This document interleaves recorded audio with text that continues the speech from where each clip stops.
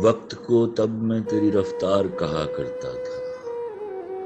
वक्त को तब मैं तेरी रफ्तार कहा करता था, जब तेरे प्यार को ही प्यार कहा करता था। तेरे होने से समझता था कि दुनिया तुम हो। तेरे होने से समझता था कि दुनिया तुम हो। वैसे दुनिया को मैं बेकार कहा करता था।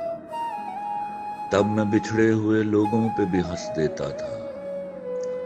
तब मैं बिछड़े हुए लोगों पे भी हंस देता था। तब मैं उनको भी गुनहगार कहा करता था। तुमसे बिछड़ा हूं तो रोया हूं वगरना कल तक। तुमसे बिछड़ा हूं तो रोया हूं वगरना कल तक। रोने वालों को भी फनकार कहा करता था। हम शक्ल है या वही है मेरा दुश्मन देखो। हम शक्ल है या वही है मेरा दुश्मन देखो। ऐसे एक शख्स को मैं यार कहा करता था।